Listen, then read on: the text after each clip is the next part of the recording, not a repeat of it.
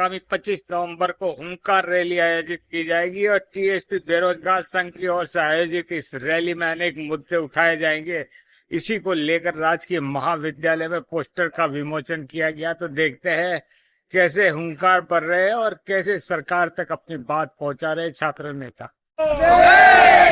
आवाज दो, छात्र एकता जिंदाबाद, छात्र एकता जिंदाबाद। आवाज दो, बेरोजगार एकता जिंदाबाद जिंदाबाद जिंदाबाद।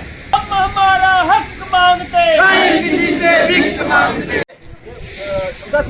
12 सूची मांगे हैं, 12 सूची में एक दो मांगे वो आज हमने टीएसपी की विभिन्न मांगों को लेकर के पोस्टर विमोचन किया गया है, जिसमें आगामी दिनों में हुंकार रैली को आयोजन को लेकर के, जिसमें हमारे टीएसपी क्षेत्र में जो 19 मई 2018 में क्षेत्रों को कहीं कहीं विस्तृत किया गया था, लेकिन कहीं कहीं पदों में वृद्धि नहीं की गई। पदों में वृद्धि को मांग को लेकर के और हाल फिलहाल में जो विज्ञप्ति जारी करी गई है 33 श्रेणी अध्यापक की, जो पद न के बराबर आए हैं, तो उसमें पदों को मांग को लेकर के और इस बोर्ड के जो अध्यक्ष हैं आलोक राज जी, उन्होंने ट्वीट किया था कि जो बाध्यता है जो भर्तियों में कर रखी है, जिसमें हमारे टीएसपी क्षेत्र में कहीं कहीं शिथिलता दी जाएगी और जो सरिया जाति में, लेकिन वो शिथिलता आज दिनांक तक नहीं दी गई और द्वितीय श्रेणी अध्यापक के पद बढ़ाने के लिए मांग की जा रही है। और जो चतुर्थ श्रेणी जो है, जो हाल फिलहाल में जो एग्जाम हुआ है,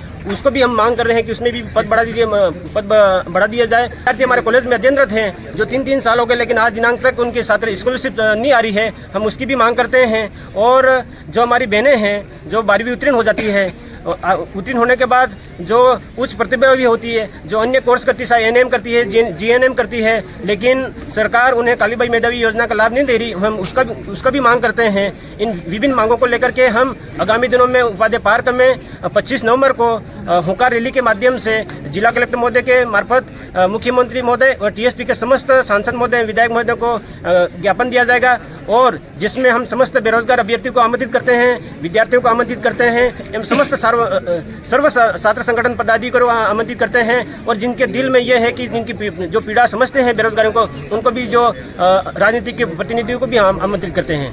मैं पूर्व में पात्रता परीक्षा का एग्जाम था, उस समय शहीद हुए भाइयों को मैं नमन करता हूं दिल से। मैं इस सरकार को, बीजेपी सरकार को यूं कहना चाहता हूं कि सबसे पहले तो एक तो सेंटर दूर दराज कर दिए, एक हमारा संभाग मुख्यालय बांसवाड़ा डिस्ट्रिक्ट हटाया। इससे हमारे ये बेरोजगार जो भी साथी है, इनको बाहर एग्जाम देने के लिए जाने पर बहुत दिक्कत पड़ रही है।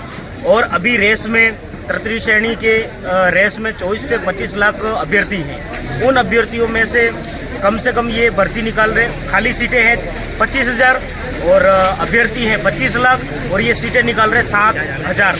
इन 7,000 सीटों से हमारा क्या हो सकता है?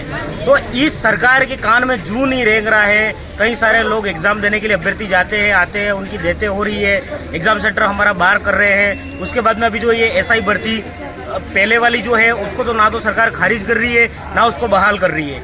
एसआई भर्ती को लेकर भी हमारा मेन मुद्दा है। और अभी जो एसआई भर्ती जो निकाली है, उस एसआई भर्ती में टीएसपी के 8 जिले पड़ रहे हैं। 8 जिले के अंदर में उन लोगों ने मात्र 12% की सीटें दी है। तो 12% से क्या होगा?